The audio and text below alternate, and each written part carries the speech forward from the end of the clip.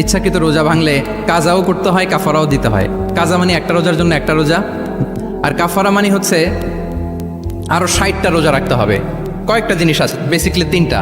তো রাসূল ইসলাম তাকে বললো যে তোমার তো পেনাল্টি হয়েছে, তুমি তো বড় ভুল করে ফেলছো, তো তোমার কাছে কি এরকম কোনো দাস আছে যেটাকে তুমি আজাদ করে দিতে পারবা, মুক্ত করে দিতে পারবা, তাহলে পেনাল্টি আদায় হয়ে গেল।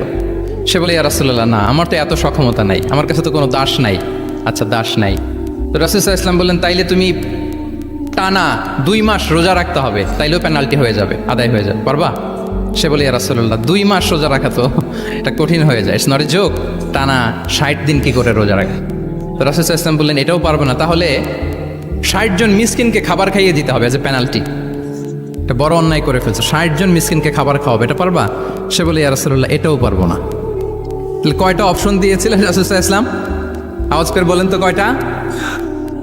একটাও উনি পারবে না। দাসও আজাদ করতে পারবে না, 2 মাস রোজাও রাখতে পারবে না, 60 জনকে খাওয়াতেও পারবে না।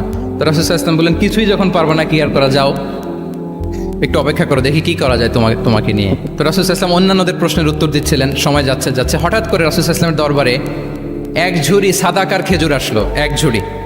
তো সাদাকার 1 ঝুড়ি খেজুর দেখে রাসূল ইসলাম বললেন ওই ব্যক্তিকে ডাকো যার কিছু নাই, কিছুই করতে পারবে না। ডেকে আনা হলো।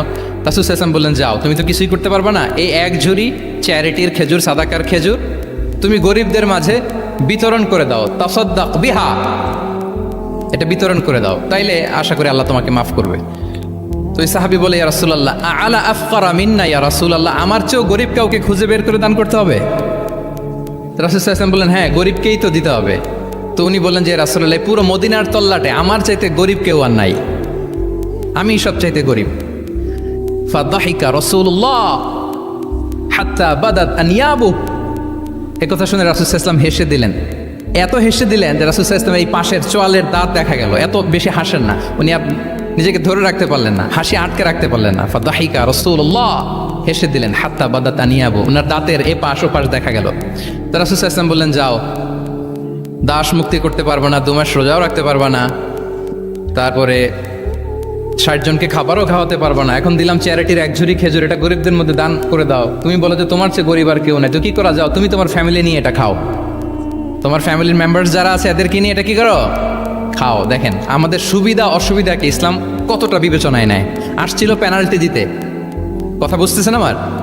ওই সাহাবী রাসূল সাল্লাল্লাহু আলাইহি ওয়াসাল্লামের কাছে আসছিল কি দিতে, পেনাল্টি, এখন নিয়ে গেল কি 1 ঝুড়ি। আল্লাহু আকবার পড়বেন না? দিস ইজ আওয়ার ইসলাম, যেটা নিয়ে আমাদের প্রাউড ফিল করা উচিত। কি বলেন?